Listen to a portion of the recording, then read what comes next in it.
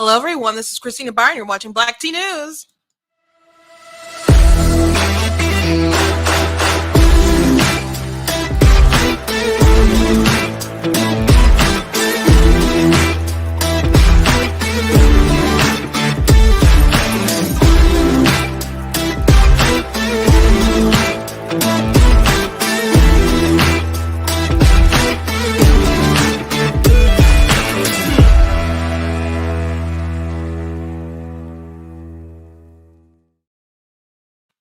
Hello. Welcome to Black Tea News. I am your host, Christina Barr, and today we are going to be talking about a whole host of things. There's so much. Some days you're like, what am I going to talk about? Well, I can always talk about something, but like as far as headlines, but there's just a lot of different things I want to cover. Some things I'll probably just go over really quick and maybe touch on more. But big stories, Adam Schiff appears to have doctored or judged up some of these text messages or misrepresented them in a way. Mark Meadows, there's been the news with because he's the January 6th committee wants him to testify, and they're going back and forth with him. They have some text messages. We touched on some of the text messages yesterday that Donald Trump Jr. and people from Fox News were like sending him and so on. But Schiff misrepresented him.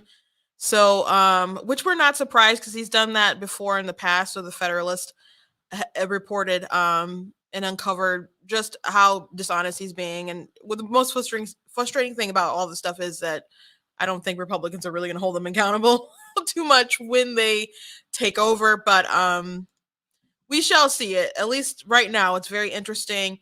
ESPN has decided to relive when Bubba Wallace, the NASCAR driver, he was black and he found a noose allegedly.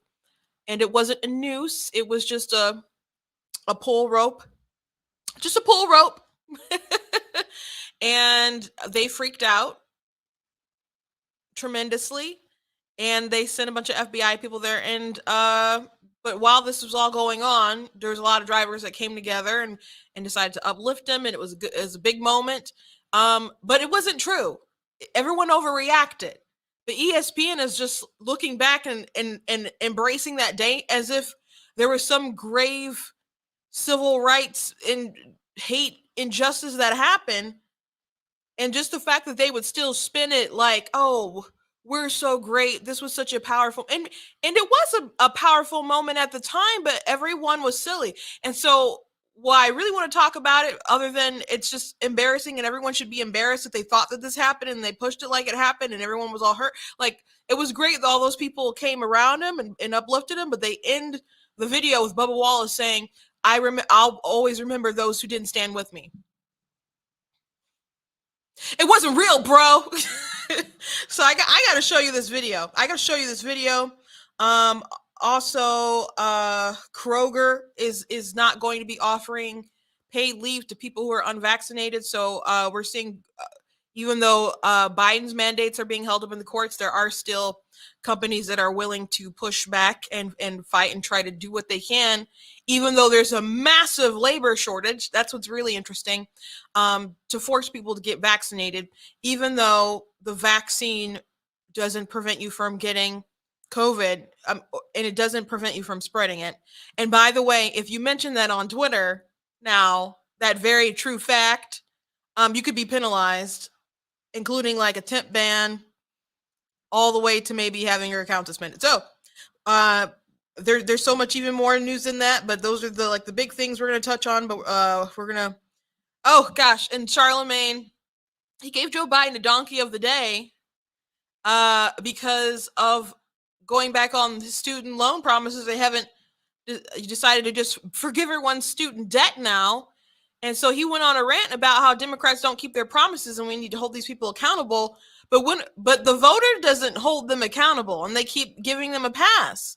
So he says, well, they, good luck in the midterms if they keep doing this stuff. Well, the evidence was there that you never should have trusted him in the first place. So it was in your hands and you decided not to do anything. As a matter of fact, you decided ultimately to help him to a degree. So we gotta cover all this stuff today and more. There's a lot today. Which is good for us Good for us. I may go longer than an hour today. I got a little time today. But before we jump into it, I do want to thank you all for joining with me today. Make sure that you're following me on almost all my social media platforms. It's all Black Tea News except for Twitter. That one is at True Black Tea, but otherwise it's at Black Tea News on Facebook, Instagram, YouTube, TikTok. So make sure that you're following me across all the different platforms. Make sure you go to blacktnews.com, check out different content on my website, including different articles that I've written. Thank you to those who shared my Kyle Rittenhouse critical race theory video. Please make sure that you're still sharing that along and sharing different articles. I appreciate you guys a lot. And if you would like to support Black Tea News, you can go to blacktnews.com/donate to show your support. Anything that you can do, whether it's $10, $20, $50, $100, you want to go the extra amount and do more than that, God bless you. If you want to help us reach more, further, faster, I really appreciate. We've seen a lot of growth here at Black Teen News over the year, and I owe that all to you guys who are interested to stay up to date with the news and the culture and the politics, and devoted to continuing having conversations with your neighbors and friends. And if we don't continue to do that, then we're gonna lose elections. So we're gonna blink and our world's gonna be gone. Like, people wonder how we get to the point where there's a male athlete who's going to be competing now like I think the Nationals. I think they just announced, because he's just dominating all these young women's records. But he competed as a male athlete for 3 years, and now he identifies as a woman, and now he's beating all of them. And there's so many people who won't say, "Hey, that's a boy and that's unfair," because they don't want to get canceled. So if we don't speak up and just try to stand up for objective truth, which people don't like objective truth, we're going to lose our world. So thank you for being here with Black Tea News and being part of this journey and this conversation. I do also want to thank Brighter Michigan PAC for allowing me to be in the studio. As always, if I say something that triggers you today, I don't care. They don't care. It doesn't work like that. I'm just here doing my thing, and I appreciate them allowing me to have the space to do that here. I enjoy being in the studio. Someone said that they wanted a flag background. I guess someone thought I was just in a room with a white plain wall behind me, and then they said I should put up an American flag, and it's like I am in a room that's just painted green behind me. I'm not always crazy about green screen just in general, but here's my flag for the day. Sometimes when I have my hair up, it's like, I don't know, with the green screen a little bit. And but I'm trying to appease you guys a little bit. So there's the American flag. I do have it up sometimes, but I'm in a green screen room. I'm not just a plain white wall. So no, I'm not gonna be tacking up any flags on the wall anytime soon. But thank you to Brighter Michigan PAC. And also, please make sure that you're checking out different merchandise in the store. Like, we got the black tea mugs. So you can pick up something like that, or you guys can pick up different hoodies. Make sure you get the right size. We've got those in different colors. We got different t-shirts, like the Denounce White Supremacy, Defeat Joe Biden shirt. And I'll just show you guys one more. I'm not the victim you're looking for. So check out different merchandise on the site. And also I do write books, so you guys can check that out as well. So let's jump into the news. So quickly, well, I guess we'll start out with our funny meme of the day. You guys know I like to start off with a meme. So we're talking about the student loan stuff. So student loan forgiveness and millennial Biden voters. If you are aware what this is from Never Ending Story.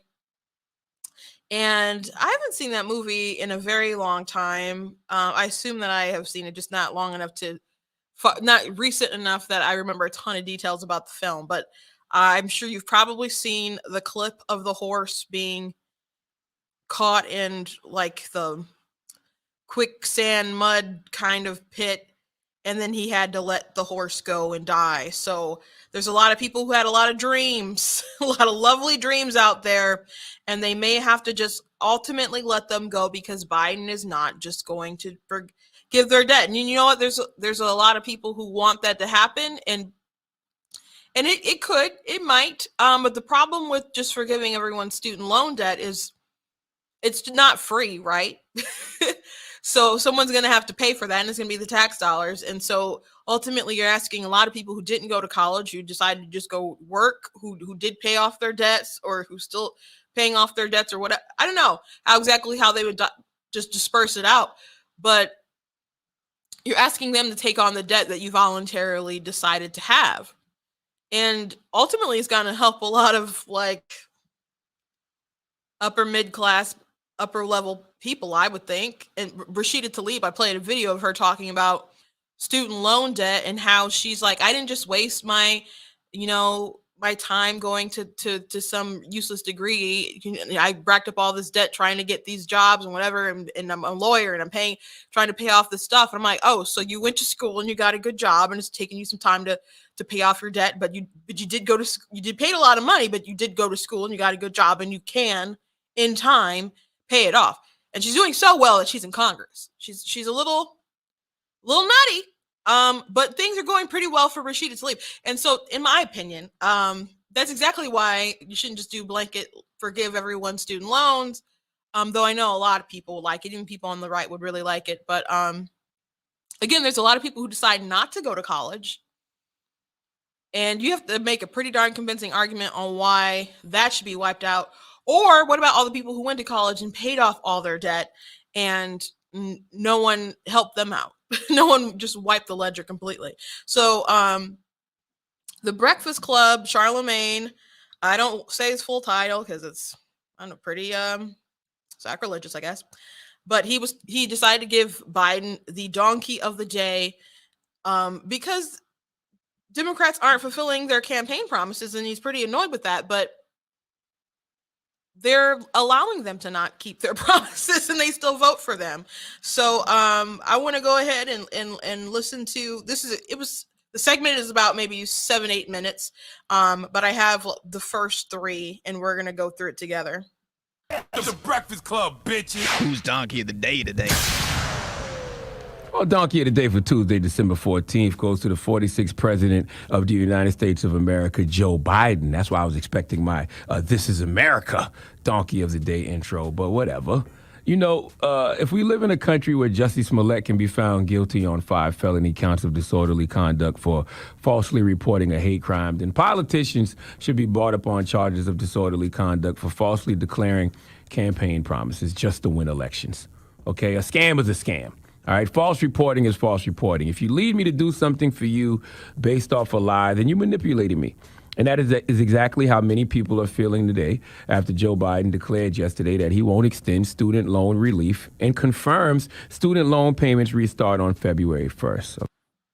Okay, so they're upset, and maybe they're rightfully upset about this because you want people to keep their campaign promises. But what I find actually interesting about this, though, we compared it to Jussie Smollett, and he said if he can be found guilty for the hoax, how come politicians can't be held accountable when they lie to the American people because they are like swindling them? Did Joe Biden really swindle you, though? I mean, because Joe Biden eventually on the campaign trail, like, for example, with the Supreme Court issue, started saying flat out that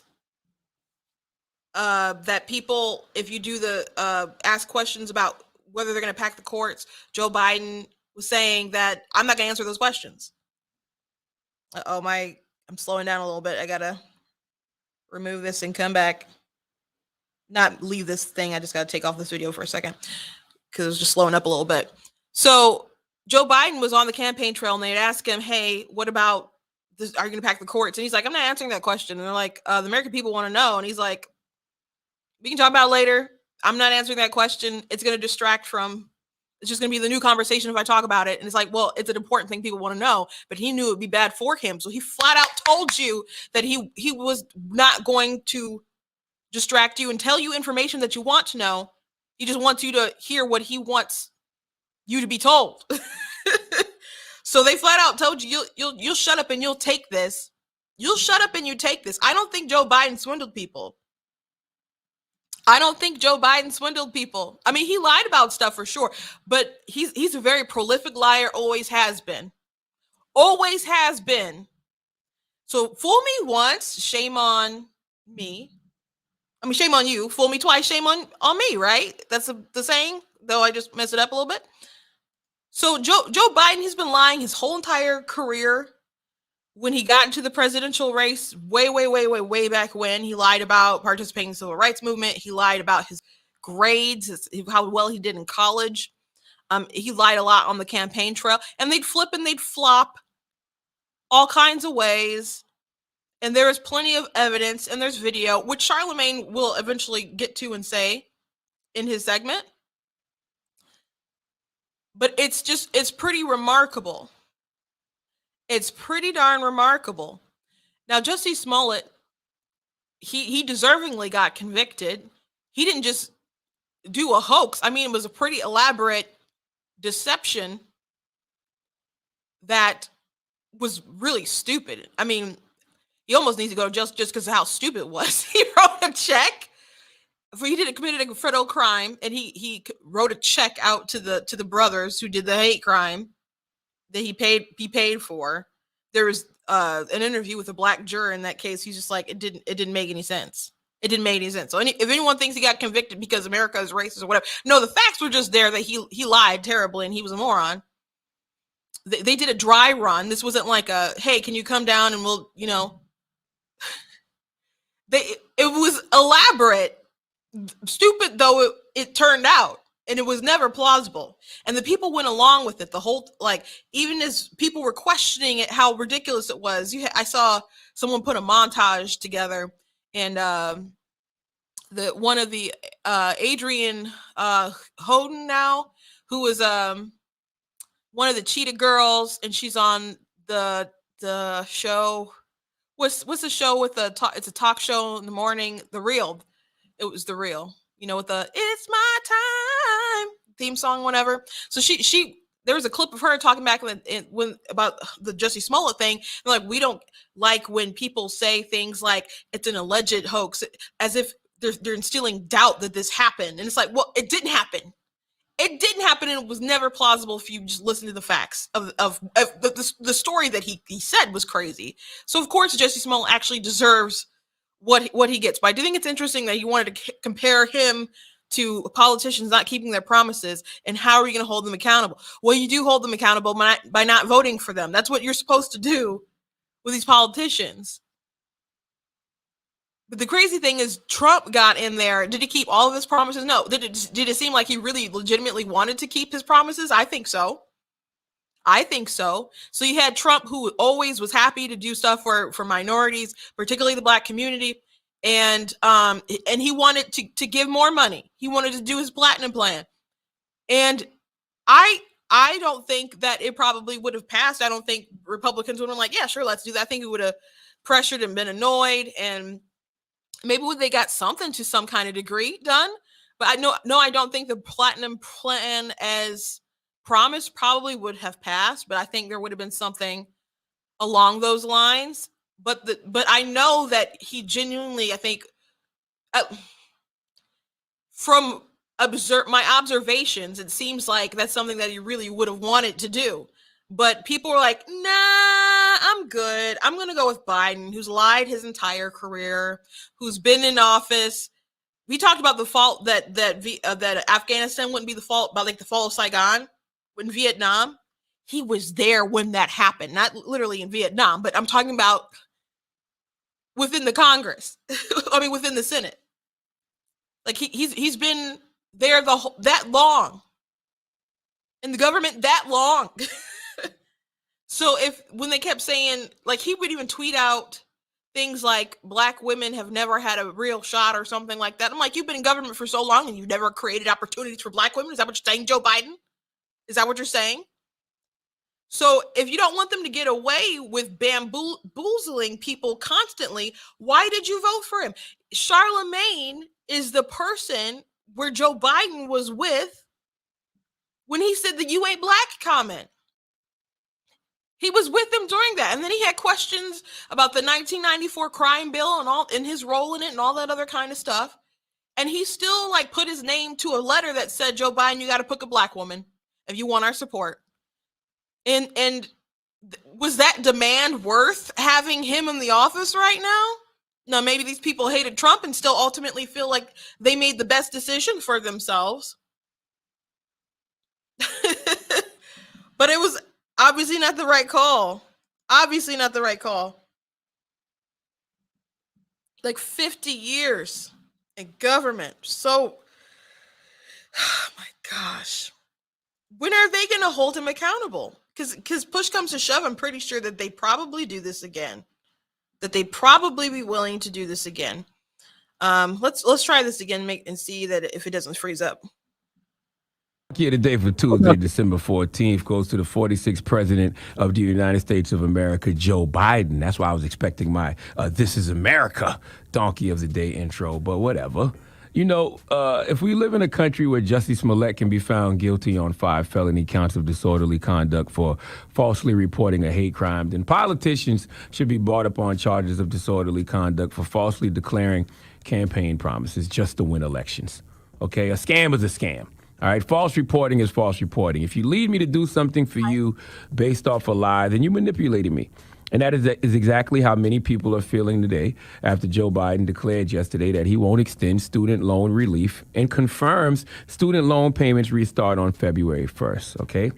That's what he said yesterday after saying this on the campaign trail. I think this was May of 2020, if I'm not mistaken. Let's go to Joe Biden on The Late Show with Colbert to hear him sell us a dream. Talk of debt relief. There's bailing out of businesses, which is a good thing to do. What about the students? Is now a time to forgive student debt and then restructure how we pay for college so we're not here again in 10 years? The answer is yes. That's why I proposed and the House, Nancy, put it in the plan to immediately provide $10,000 in debt relief as stimulus right now for students. A minimum of $10,000 relief. It's giving liar, okay? He lied. Just straight up lied to the American people. On the presidential campaign trail, Joe Biden promised to immediately, you heard him, immediately cancel $10,000 in student debt per borrower. Okay, said he would do it immediately. Well, yesterday. Well, now he said that he would do it immediately. Obviously, it wasn't done immediately. He did have immediate things that he did, like canceling the pipelines and so on, and now gas is really high. Which I think it's funny that people say that Joe Biden and the gas, he doesn't control that yet. They released a graphic. Maybe I don't know if I still have it in here. That showcased how gas had dropped 2 cents when he tapped into the reserves. So if Democrats are saying Biden can make gas go down 2 cents, it's not reasonable to think he had something to do with it going up $1. Their logic is just so silly. But he, obviously the student loan debt relief or whatever wasn't the priority. And again, I don't think that should be just a sweeping thing. I don't think it's fair for people who paid off their debts to have to pay ante up the dough. I don't think it's fair for people who don't go to college, don't plan to go to college, to just ante up the dough for people, especially if it still applies that you picked a dumb major, a not useful dumb major. There's a lot of people go to college and don't even end up using the degree that they had at all. So we live in a heck of a world. We had the Secretary of Education, Miguel Cardona, on the Breakfast Club, and I asked him where them dollars at. What happened to Biden's promise of $10,000 per student? Well, this is what Miguel had to say just yesterday. You'll have politicians on the campaign trail, and they'll make these promises. Mm-hmm. The promises don't get fulfilled, but then, yourself and other members of the administration will tell us about all the other things that they did. Why don't they? If it's so easy to do all the other things, right, why not just do what they promised on the campaign trail? But you're talking about loan forgiveness. I mean, $12.7 billion in loan forgiveness has happened since January. But $10,000 per student was the promise. Right. So we're continuing to work on loan forgiveness. We're not done. Oh, they done. Miguel, you lied. Okay, we taped that interview on Friday, aired it back on Monday. You knew Joe Biden wasn't giving up that $10,000 per student. Okay, you had to know that announcement was coming. You just expected us not to remember, okay? Politicians, especially Democrats who are already terrible at messaging, are going to keep losing trust from the American people, and they will get their asses handed to them, okay? in the polls simply because they act like we don't see them. All right, they are like little kids playing hide and seek. They really think they're hiding from us adults, and they want us to act like we don't see them or we don't know where they at when we playing hide and seek. But newsflash, politicians, we can see you. All right, every word is documented, every video is recorded, and they live online forever. Okay, so I do want to push back on something. He said Democrats are terrible at messaging. I don't think they're terrible at messaging. I think they're bad at reading the room. I think when they decided, obviously, when they started the war on women with Mitt Romney, for all people, that's where it started with. They asked him, like, how do you feel about, I think it was a question about contraception. And they didn't like his answer, and like, Mitt Romney, war on women. And that's like where it started, like where they really started pushing it. And then there's binders full of women. And so now it's this thing that's progressed. And but to me, it's clear that they actually have a war on women, and they're okay with erasing us for trans women and taking over girls' sports and whatnot. And now it's not women who get pregnant or have periods. It's birthing people and people with periods. And they talked about war on women, but what is a woman? They can't even tell you. So they're very weird, but they can't always read the room because sometimes they go too far. For example, with the race in Virginia, the Republicans got a lot of buzz and excitement from parents as a lot of things came out, and maybe so much wouldn't have come out if not for like a lot of parents being very involved in seeing what their kids were doing, what they were learning, with a lot of people going online. And then there was this big effort to understand critical race theory. Well, people were pushing it so heavily with so much racial stuff that exploded last year after George Floyd. But people started pushing it very, very far, and then people started pushing back to some of the ideology that people were teaching, because people really started to, critical race theory has been around for a while, but now it's like really, really trying to interject and change people's lives. And to an obvious point, so much so that people now have to say, well, no, we're not doing it. But they'll still defend it. So they're saying it's not there, but Republicans are racist and terrible because they don't want us to have it in the schools. But it's not for kids. It's just a college thing. It's not in the schools, but you're a racist if you don't want us to have it in the schools. Like, is it there or is it not there? So sometimes they just go too far and they keep pushing, but when they can have a good message, they know how to frame their things in a very emotional, captivating way, to make their point sound very compassionate. And sometimes conservatives need to do a better job of explaining why, hey, you should have to pay for things yourself is actually a kinder position, or fairer position rather. Because if you want your stuff paid for, that sounds kind of mean. Like, what do you mean you don't want to pay off my debt? I didn't know it would be quite like this, even though I voluntarily took it on. And it's on the conservatives to say things like, what if there is a family that could not afford to go to college, so someone decided to go right to school? Maybe they started, go right into the workforce. Maybe they saved up, started their own business, and let's just say, for maximum impact of emotion on our point, where this is like a Black family who's now doing okay, but they're still taking care of their family now, and they have to make sure that their employees are doing well. And so why should they have to pay for your student loan when you decided to be a lawyer or whatnot? And though it'll take time for you to pay off those debts, you will, after you get a job, be able to pay off that student loan that you took on. So you have to find a way to explain your point to them in a reasonable way, but not just like the facts don't care about your feelings, which I do like to do that for sure. But sometimes you got to put a little bit of sweetener in there for the folks to digest it properly, or want to. Otherwise, and sometimes people you can't reason with. Sometimes people are just like screaming coyotes. and you can't reason with them. But conservatives, Republicans need to do a better job with their messaging. And some of them were really good. I was very good at my job when I worked in Michigan Republican Party. But Democrats can be very good with their messaging. The whole pro-choice movement is nothing but slogans. It's nothing but slogans. And when you start making them dig a little deeper, things then people like really lash out at you because there's not much there besides the slogans. So we can keep pushing, but they're very good at captivating people's emotions. They just don't know how when they take it too far. So I think he's wrong on that point.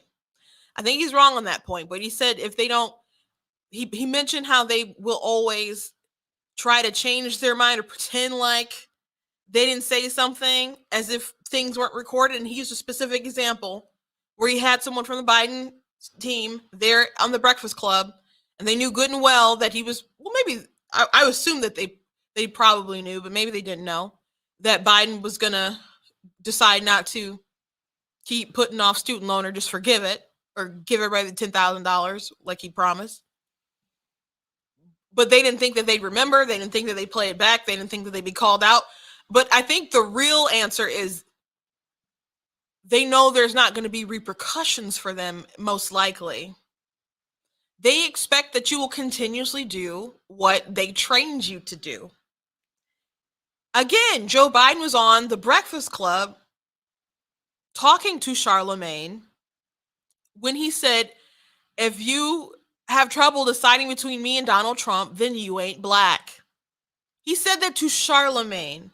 And Charlemagne, to his credit, quickly said, it's not about being black. It's about what's best for my community. And people still went ahead and voted for Joe Biden. Now, I know there's people in my comments saying, who think, or just people in general who think that Biden just, I don't know, there's this massive flood of votes that weren't real, but you got to know, I see so many people who say y'all made me vote for Joe Biden and people who regretted, but there's some people, I saw a TikTok yesterday about the "you ain't black" comment. They defended Joe Biden, and it was a black man.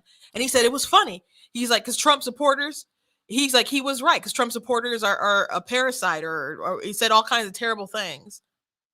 And he just really sounded like, I don't know, Stevens from Django, like defending the white order. So tough, even though what Joe Biden said was blatantly racist. And then Joe Biden, when he was questioned on different TV shows about it, he said, hey, I was just kidding around and he was kidding around with me, so I kidded around with him. What happened is Charlemagne said, I look forward to asking more questions. And then Biden was like, if you have trouble deciding between me and him, you're not black. And I don't doubt that he was kind of joking, but that wasn't an appropriate joke. Not when you're trying to run for president, no. But they still voted for him. So the question is, when are people going to hold them accountable when they do stuff like that? Again, I don't think Joe Biden did lie on the campaign trail about things. He did change his mind. He did flip-flop. But I can't in good conscience just let you all go on believing that he bamboozled you, because you have known from the beginning, or there was enough information out there for you to know what kind of person Joe Biden was. There was always adequate information to know exactly who this man is. To know that he's a career liar, he's an opportunist, that he will flip his mind and go where the wind blows. You know, the other day he said that he was against the Iraq war and stuff from like the beginning.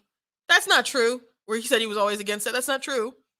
No, he changed his mind as early as maybe it was I don't know if it was 06. Maybe that was too early. Maybe it was in the political playbook, they talked about Joe Biden, how some years back he had grown weary of the mission.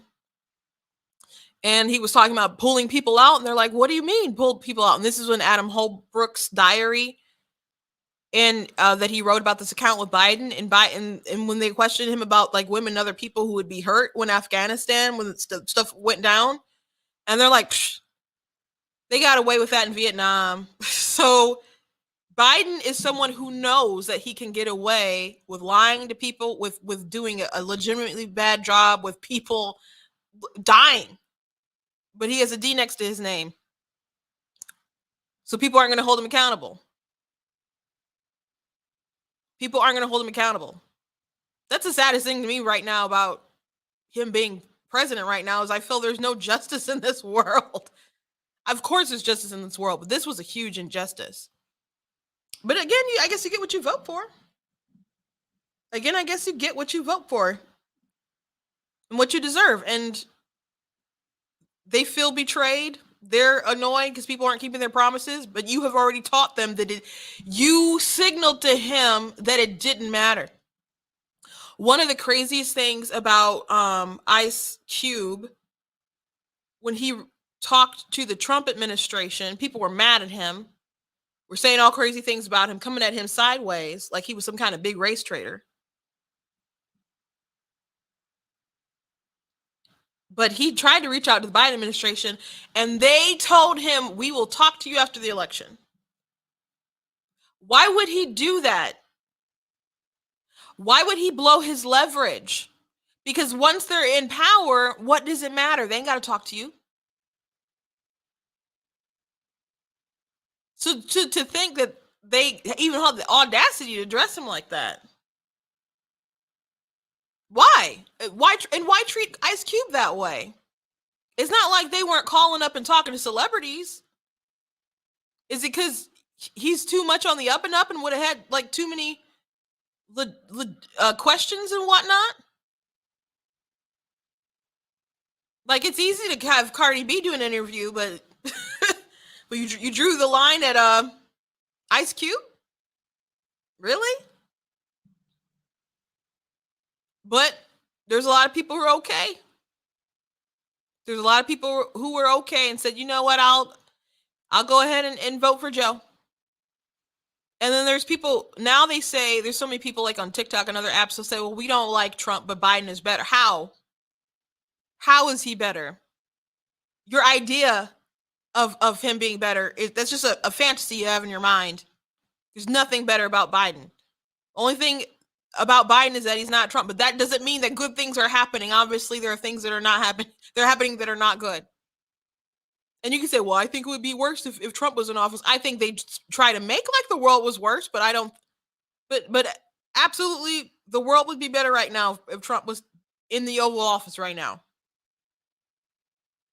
The world will absolutely be better. They have a bill that they're continuously pushing. They're so mad at Joe Manchin. He's like, this bill sucks. I don't want to add to the debt. It's not going to pay for itself. It's not in the best interest of my constituents.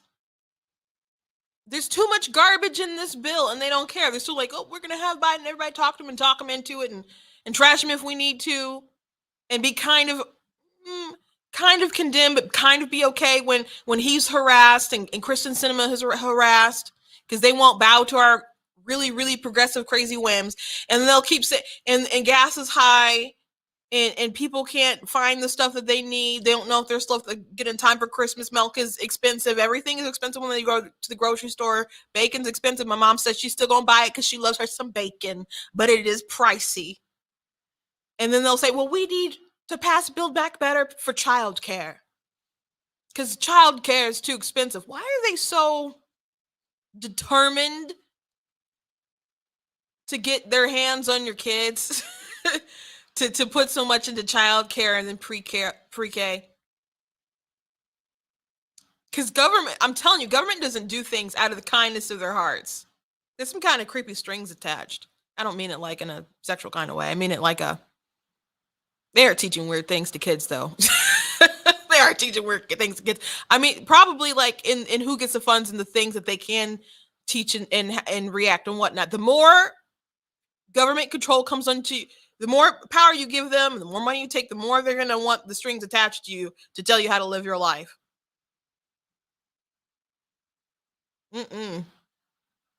And if you ain't got kids, what you care about the child care? No way. You still want to know why gas is high.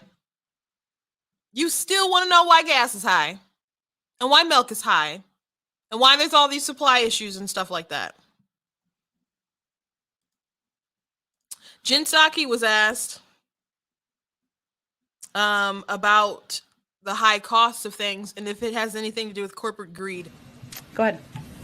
There are several progressive groups and lawmakers who are increasingly vocalizing the idea that high inflation is being driven by corporate greed, including companies with high profits, some of whom have met at the White House with the president in recent months. Does the president endorse that idea? Does he think that corporate greed is the big driver of inflation right now? Well, I think that the president thinks the way people across the country, American families, digest inflation is by price increases. And if you look at industry to industry, it's a little different. So, for example, the president, the Secretary of Agriculture have both spoken to what we've seen as the greed of meat conglomerates. That is an area where people go to the grocery store and they're trying to buy a pound of meat, 2 pounds of meat, 10 pounds of meat. The prices are higher. That is, in his view, and the view of our Secretary of Agriculture, because of, you could call it corporate greed, sure. You could call it jacking up prices during a pandemic. There are other areas where we've seen increases because of supply chain issues, and we're seeing those increases around the world as it relates to gas prices, oil supply, and things along those lines. So I would say there's some areas where we have seen corporations profit from the pandemic, and certainly the president would agree with that component. I don't know the full context of all of their remarks. It's just all greed. It's just all greed. People jacking up the prices, as if cost hasn't gone up with this stuff. Cost has gone up. Cost has gone. So people aren't just going to eat all that stuff. People have to make a buck. The people who are from where they start off making the stuff, when they sell it to, gets to the grocery store and has to pay all these people. There's a whole process. And you know what? People knew from the get-go of the pandemic. There were articles coming out like it could lead to the mass starvation of millions or hundreds of thousands of millions of people. I'm just like, it sounds bad. And Trump kept saying we can't let the virus be worse, the cure be worse than the virus. And he was right about that, but they didn't care. They didn't care. They let you lose your jobs for power. They keep pushing crazy mandates and fear, instilling fear into people. Fauci was like, this myth that your kids aren't in danger, like we got to they're not as in much danger, but they are in danger. And there's been 2 million cases and well over 100 deaths.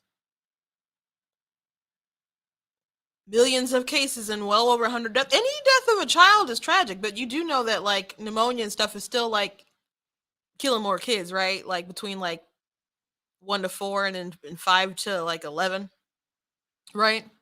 You do know your kids were 5 to 14, where they're more likely to die from suffocation, car accidents, heart trouble, all kinds of things. So scaring the parents to make them go out and rush to put all kinds of jabs and then boosters in the kids is psychotic. And you can choose to do that. And I understand ultimately if you wanted to choose to do that for your child, but to just scare these parents as if their kids will have no tomorrow is the data is just not there. The data isn't there, and it's not going to go anywhere. It's endemic now. COVID. It'll be out here. So when are we going to stand up and say, you know what, we're going to live our life? Now I've been at that point for a very long time. But we've also had this big news with Kroger that came out the other day that Kroger's going to take away paid COVID benefits and add insurance surcharges for unvaccinated employees. That's where we're at. Now, of course, we know the courts have been holding up Biden's mandates, and White House has been telling them to continue to push with this stuff regardless. Well, Kroger, for whatever godforsaken reason, has decided that they are going to try to twist people's arms, and they are one of the nation's biggest employers. And they are, I don't know why they push people this way, knowing that we have a huge labor shortage. People can go somewhere else and get a job. And you know, if you're a cashier at Kroger or something, you can probably go somewhere else and make more, especially if you've been there for a while. Because people be hiring and people at enormous cost hikes for wages. So and it is amazing. I think Ben Shapiro pointed out, like, if the gas is high, then it's for the gas. People are greedy. If the food is high or the meat's high, it's the fault of the people who sell the meat. But all these people who for labor who are like, I'm not gonna go into work until you start paying me $20 to flip burgers. Like, that's just altruistic what they deserve. It's not a little bit greedy. I understand I you know that you want the best bang for your buck, but there's a lot of people taking advantage right now, and the government just created the biggest mess possible. The absolute biggest mess. That was unnecessary. Absolutely unnecessary. But they wanted people kept before the election, people kept saying the economy's going to drop. We're going to see a big dip because that's just what happens, and they kept waiting for it, crossing their fingers. People even said things like, I want the economy to fail because so Trump won't be president. And then the economy didn't tank until COVID, and then we had an artificial depression. And they're so excited now to say things like, "Oh, well, now we've had this big job boom, and when Republicans get control of the economy, the unemployment goes up." And it's like, we're just going to pretend that the pandemic didn't happen and people were closing businesses and all kinds of other stuff.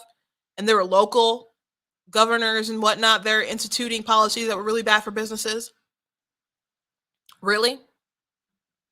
Anyway, this is a CNBC article about Kroger. Kroger said Tuesday that it will take away paid leave for unvaccinated employees who get COVID-19 and require some of them to pay a monthly health insurance surcharge starting next year. The country's largest supermarket operator sent a company-wide memo announcing the changes, which take effect January 1st. A company spokeswoman said the new policies are intended to encourage staff to get the COVID vaccines, adding it will continue to offer a $100 incentive to all employees who become fully vaccinated. As we prepare to navigate the next phase of the pandemic, we are modifying policies to encourage safe behaviors, including vaccination, she said in a statement. Starting next year, salaried non-union employees who are unvaccinated and enrolled in the company's health insurance plan must pay monthly $50 surcharge, the company spokeswoman said. But employees who are fully vaccinated and eligible for paid leave, COVID leave, if they get a breakthrough case. So they announced this. Of course, we got Omicron variant right now that is not as deadly as other variants that we've had, but people are still freaking out because it's a new opportunity. Frankly, it seems like if you're going to get COVID, this is the strain to get. Doesn't mean that nothing will happen to you or nothing, but I think right now I've only heard of one possible fatality from it. I don't think that's been confirmed, but obviously not as dangerous as the world we were living in a couple, like last year. And now we have the vaccines and people have boosters and they're still wearing masks and saying, well, I'll wear masks as long as the CDC tells me that I need to. And now they're targeting people who are unvaccinated and saying, hey, you got to pay a surcharge for your insurance. This is all just punishment. It's not because you don't care about your employees. Again, I don't understand why they would do this when there's such a shortage of people willing to work. They can go somewhere else and go make money if they work at Kroger. There's a lot of people hiring, and they're hiring for very high because they need employees, and the shortage is real. People are starting to lose their patience when they go to restaurants and different places, drive-through lines, and it's really, really long wait. But they might have like one or two people in there. So please be patient. But we've created a terrible mentality in this country when it comes to work. Absolutely horrid. The Kroger doing this, it's really something. Really something. The surcharge is crazy. And then if you get COVID, because this also encourages this too. I don't know how much they make people do the tests and stuff, but let's say you are an unvaccinated person and you're I don't know, little symptomatic, or maybe you're asymptomatic. You don't want to take 2 weeks off. Of course that you should take time off because you don't want to spread it and whatnot. But why would you report that if you had to? If you're going to be off without any pay? Now, I think they should just take the chance and go find another job, another place. But people are uncertain if other companies might try to do the same thing as well. You don't know how many other companies might follow this lead. So I guess it's still a risk to people. But I've seen some people say that they're not going to support Kroger anymore because of this measure. Kroger has 460,000 employees. As far and that's like the last thing that came out with how many employees they have. So they employ a lot of people. So what happened if all of a sudden you just don't have cashiers anymore? I mean, I guess they have those automatic cashier things, but it's not going to work out well for the American people. It's not going to work out well in the long run. So I don't really shop at Kroger. That used to be like the store that was our destination because it was really close to where we lived. But I would caution going there as long as they have this policy. It's really bizarre. But that's where we are right now in America, where they're forcing people to do this, and they're discriminating against people. Speaking of terrible, terrible things, so Adam Schiff, who is just so corrupt, so dishonest. The Federalist is reporting during January 6th hearing, Schiff doctored text messages between Mark Meadows and Representative Jim Jordan.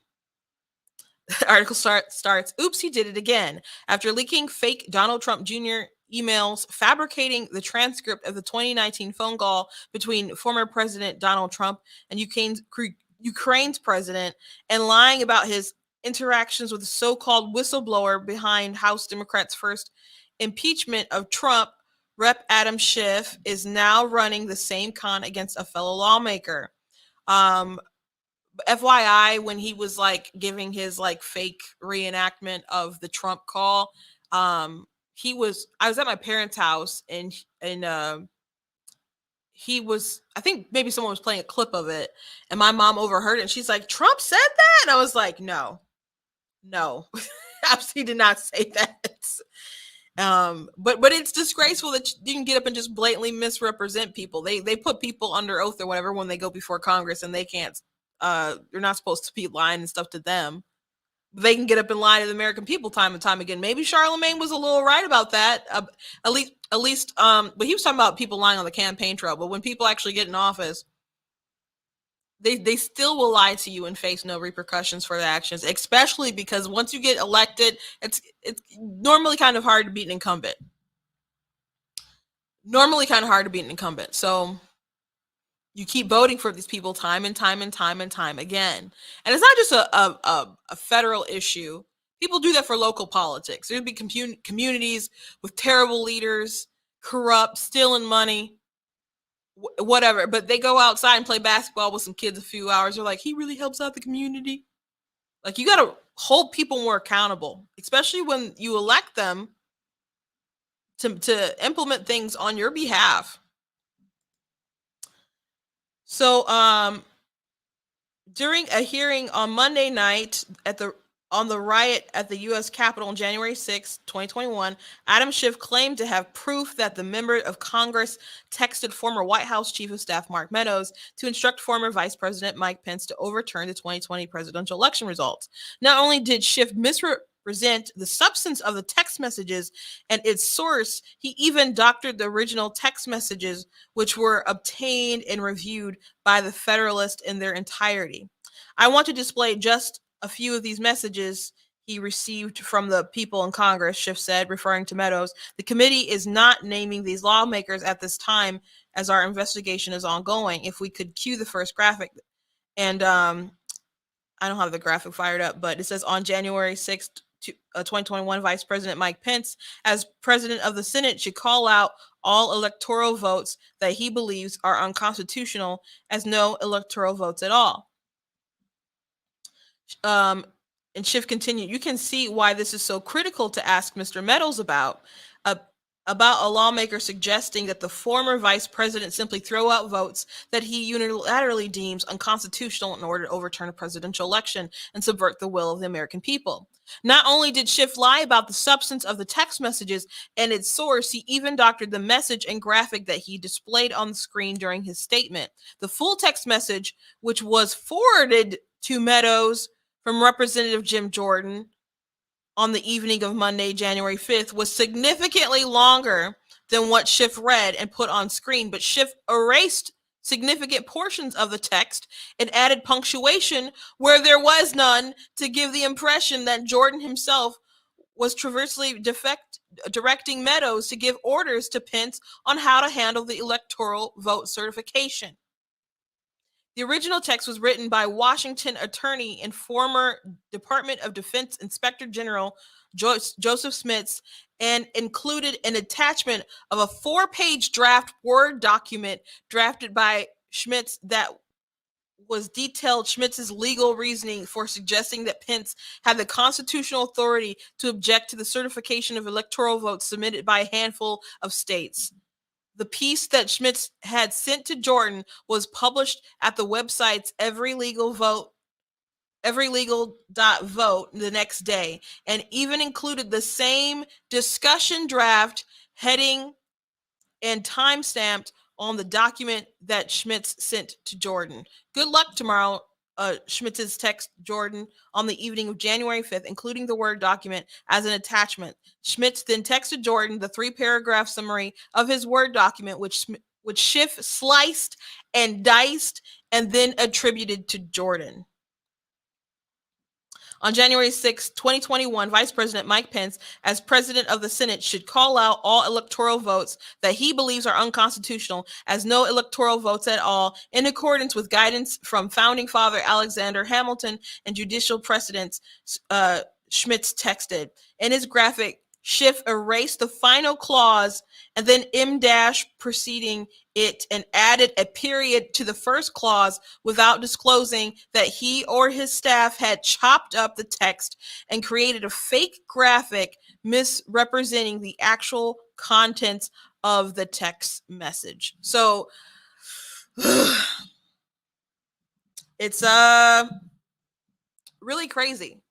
So Schiff has now done several awful things. He was one of the people leading the impeachment with Mr. Tiny Nadler.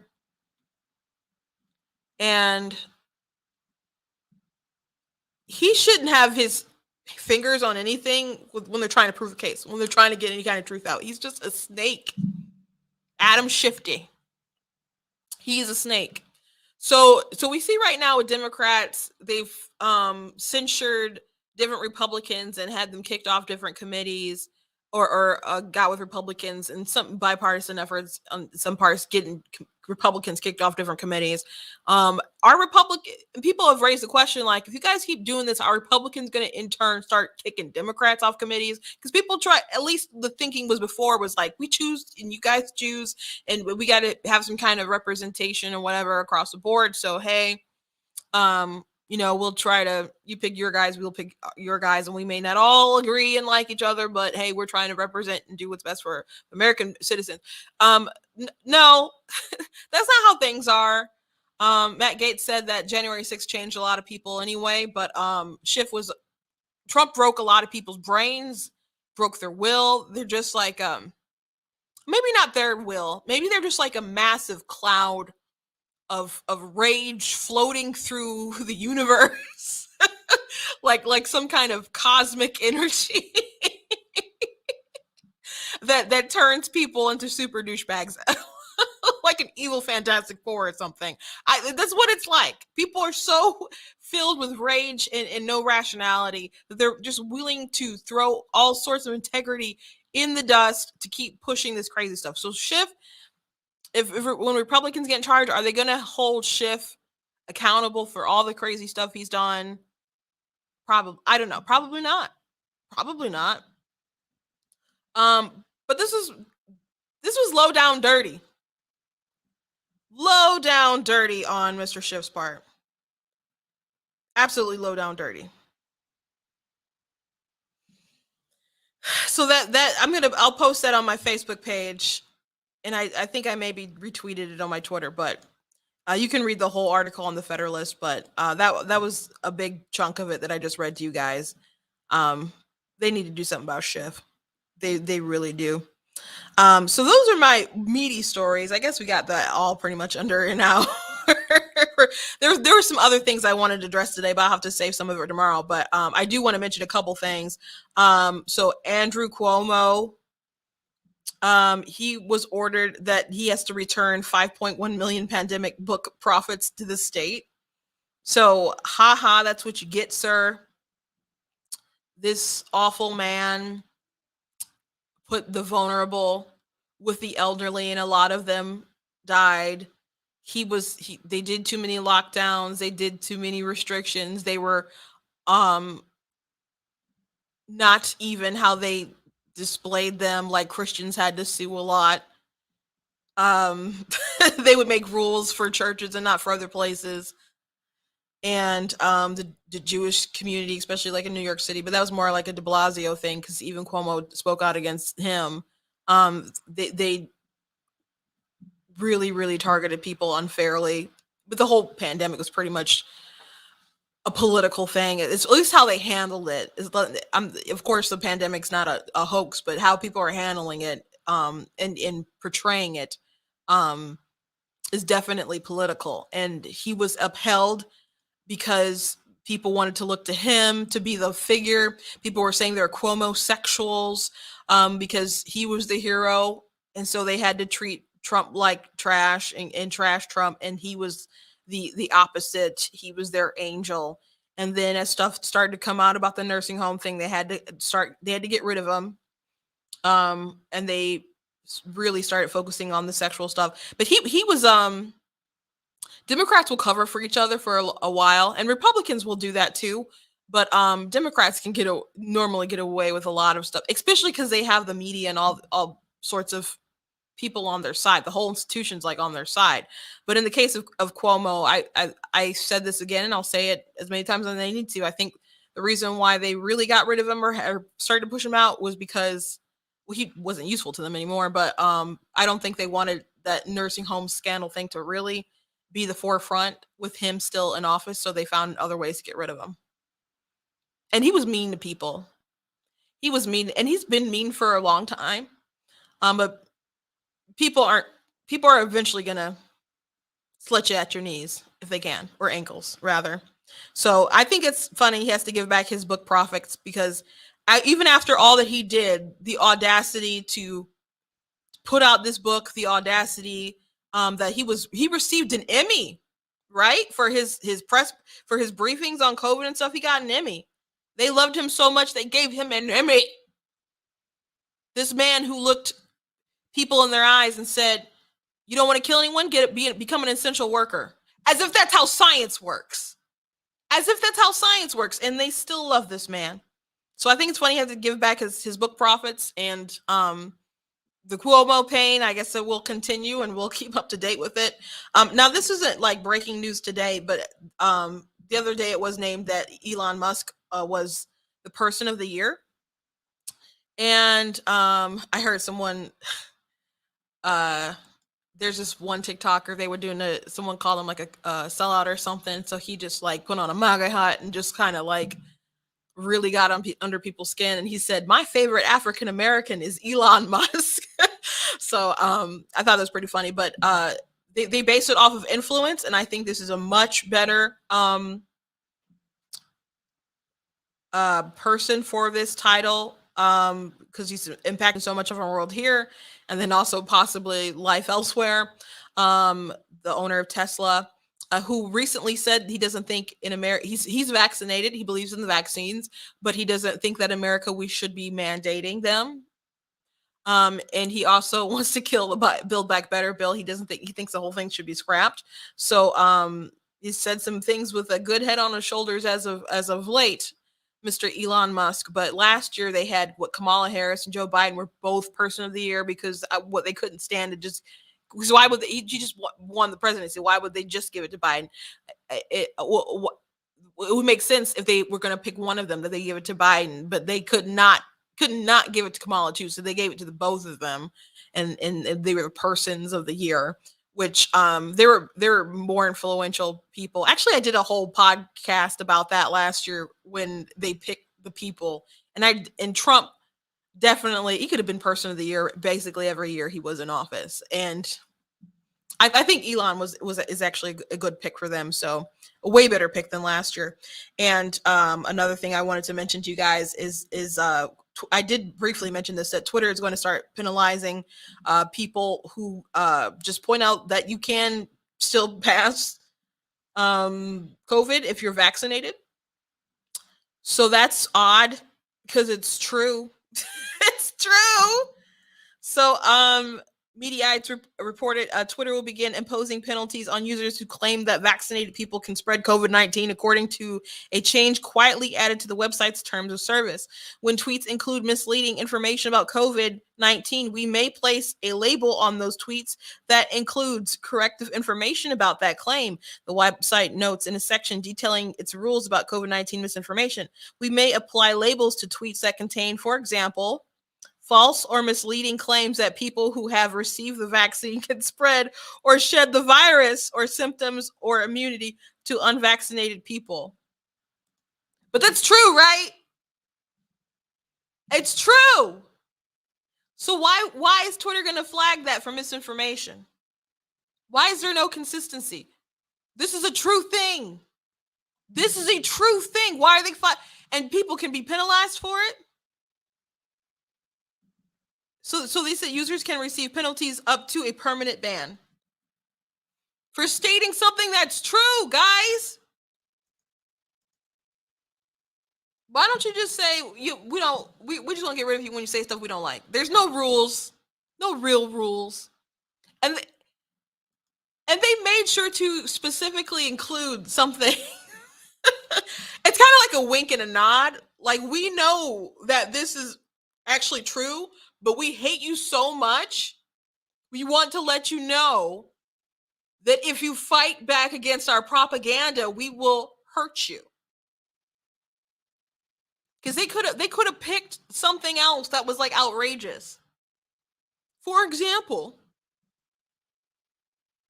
they could have picked something that was a weird side effect that's rare and reported on the vaccine system. VAERS. They could have picked, for example, if you spread that your testicles will swell up, therefore you won't be able to get married, like the Nicki Minaj tweet. That would have been one thing, but they picked something that was actually real so they can look you dead in the eye and say, shut up. So I am on Twitter, and you can, if you're still there, you can follow me, but I'm gonna start joining some other networks, some other platforms for sure. Because it's just a ticking time bomb. It's a ticking time bomb because they obviously want to get rid of people who just don't go along with the program. And another thing I want to mention before I go, there's a school in Denver that is discriminating children based off of their race, and they're having segregated playtime. And the school did, I guess, confirm this. The media relations manager, Scott Pribble from Denver Public Schools, responded, said, Denver Public Schools remains committed to fostering, cultivating, and preserving a culture of inclusion and belonging, where our students, families, and team members are safe and welcome. We are here to meet the needs of all of our families and students as school leaders at the Centennial received a specific request from families to create a space of belonging. Centennial was responsive to their request. We support efforts like this as they provide connection, support, and inspiration for families which share similar experiences and come from similar backgrounds. Efforts like these are about uniting us, not dividing us. So you guys know, or at least I've said, I don't know if all of you know or all of you remember, but I spent half of my school career in a urban setting, and then went on, like middle 7th grade, we ended up moving to a very rural area. So I've lived in urban areas, rural areas. I've lived in the suburbs. I've all within like close range in the state of Michigan, I guess you could say. But I've had a pretty diverse environment within the state, and I've traveled a lot. I've gone across the world. So I think I have a quite a bit of experience dealing with people in different cultures and whatnot. And I can say that just because you are brown doesn't mean you will jive with other people just because you're brown, or that you'll have the same beliefs or backgrounds and whatnot. Now, I did talk yesterday about an experience that people were trying to, when I read the adoption article from the Washington Post, and they were saying, oh, the experiences of a Black woman because it's so lonely as an adopted person because, your hair was different, or you didn't know how to deal with it. So you wore a wig, and your white parents didn't know how to deal with it. And my sister was in the comments that day, and she's like, a lot of people wear wigs. Like, what does that have to do with anything? and I had experiences where white people were surprised at how my hair is. I'm like, that is not a unique thing to be an orphan and being adopted by white parents. That is not a unique thing. So there's some experiences that you can have as a, I related to her story, even though we came from different backgrounds. The point of her article was that she had a different experience as a Black woman and being adopted by white parents. I that's not my experience. As like, I wasn't adopted. My parents are my biological parents. Grew up in a big family. But I can still relate to that experience. So even though we may be the same color and have some similar things that way, but there's still other things will be different. In the same vein, there's things that we wouldn't jive on because obviously that person has a different ideology than what I have, and different values maybe than what I have and my family has.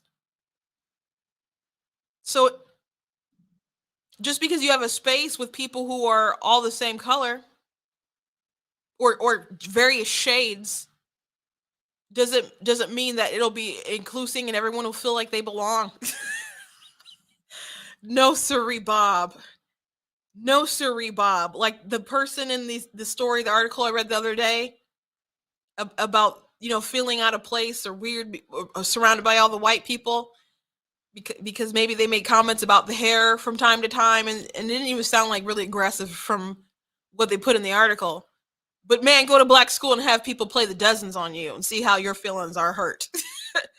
And even if they picked on someone else and you start laughing too hard, they came for you next. So sometimes it's just interesting growing up, period. But you can't just segregate yourself. What do you hope to gain? What do you hope to gain? And I understand people do it, and I understand sometimes it's naturally. I would graduate at the top, number 9 in my graduating class. And so they had this big ceremony where they had people from around the district come together. So it was everybody's top 10 in our district came to this really nice luncheon, and we got to bring our families. So I brought my mom, my dad, and I think my sister Katrina with me. And so we weren't late. We weren't late. But maybe we're a smidgen later than all the other white people in the room. So we came and we sat down, and then the people who came after us was an Indian family, and they looked around, and there were some spaces, some other kind of places, but it was just like, shh, and instantly like connect, like they came to our table, because that's just, I would assume just kind of maybe like, They didn't say that, but it's just those were kind of the jokes we were making because it just kind of seemed like that, like it just kind of congregated together, right? But that's like besides that and having kids that got in the top 10, that's all it was. They're a different religion than we were. They didn't eat the same food. They were like, "Can we get the vegetarian menu?" You know, so that was all. That's where it ended. But I knew a lot of the other kids in the room because some of them went to, at least 9 other ones went to my school and knew kind of some of the families. And there's those other kids in the room. I'd have more in common or values that I shared. In high school, a lot of people I found who ended up being my friends were just other people who liked anime. And that was the gateway. And there's like, oh, you like anime? Oh, and you're a Christian? And and we just became fast friends. So, and I'm talking about people, black, white, whatever. So just segregating people and just expecting that everyone will belong. And you're also ignoring that there's people within certain cultures that will dislike each other anyway. That will be unkind to one another with different aspects of colorism or whatnot. Or people who will just push you out, like black Democrats talking trash because I'm a Republican. Or just people not respecting your faith or maybe just their different denomination. When I was in elementary and in middle school, I get into all kinds of debates with people who were like I'm Pentecostal and they're Baptist and they believed if they were baptized as like a baby or something, they can go out and do whatever and live wild and and they didn't like that I was a goody like came from a holiness church or believed in like at least living the life that you preach about. So people are so vastly different, and you can't just shield people from each other, especially if it's because you think that they'll be in a safer sort of environment. And I don't mean of course you want people to be physically safe, but people also need to be challenged. Kids need to be challenged. And it's better that you let their peers do that. But parents teaching each other, these kids, that it's okay to segregate themselves, that's psychotic. And we're moving backwards. We're really moving backwards. At least a lot of people are. But this is happening in Denver. That state is left. And I don't know what they're going to do. They got mail-in ballots and all kind of stuff. And I'm not saying mail-in ballots, everybody cheats or whatever because of mail-in ballots isn't what I'm like implying. I think that's what they have over there. Because I knew people who moved to Denver, like, I don't understand why people just don't do it like this all the time. But my issue is that when people know that they can just pop out a lot of dim-witted population out to vote and make it as convenient as possible, they just know that they can manipulate them through the media. And like what we saw mass with this election in 2020, they're just like, get your ballot, turn it in. Get your ballot, like, are you going to answer questions? You mean turn in before the October surprise? You don't want to wait for the final debate. You don't want to wait for other news or whatnot. You just want me to get my ballot and turn it in because you think right now I'm going to vote for Joe Biden. So, and yeah, that happened a lot. They got celebrities to manipulate kids, and people went with influencers and whatnot, and they know that they can pump out some numbers. But do they have informed voters? No. They don't want them to be informed. So I hope they can have a turnaround, and I hope some parents will see the craziness of the left-wing woke agenda and stand up to this. Because it's happening in not just that place. There was a story in Atlanta where a mother was suing the school because they tried to put her child in a black class. This was just like a recess or a playtime. We're talking about it. Black and white classes. So when you see this stuff, you got to speak up about how madness the world is right now. We got to try to save it. At least that's what I'm doing here at Black Teen News. Thank you guys for joining me today. I hope you guys enjoyed the show. Like I said, there's a lot to talk about today. Poor Charlemagne thought he's, I don't know, doing something with that. It's like, dude, hold these people accountable. And he has some good questions when he has some people on sometimes, for sure. But if anyone voted for Biden, you were not bamboozled. That man let you know who he was from the get-go. You just didn't want to see it. You just didn't want to see it.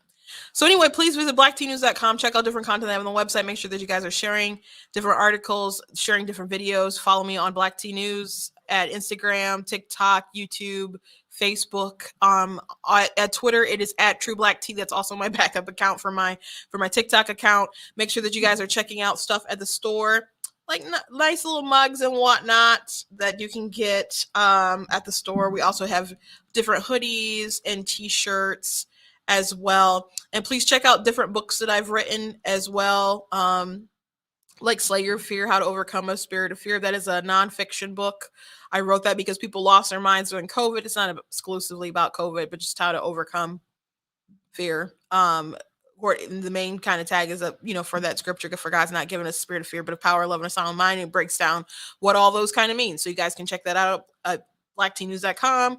And also I have historical fiction fantasies and books and contemporary fantasy, paranormal romance, all kinds of stuff. Also children's chapter books, which some of you have actually gotten for your kids and given me nice feedback, great feedback. I appreciate you guys supporting Black Teen News and supporting Ninja Publishing is my book company. But if you go to blackteennews.com, there's a banner in the merchandise section for my books, and you can find it that way if you go to the website. And if you would like to support blackteennews.com, please go to blackteennews.com/donate and support the show. I appreciate all the things that you guys do, and I will see you next time.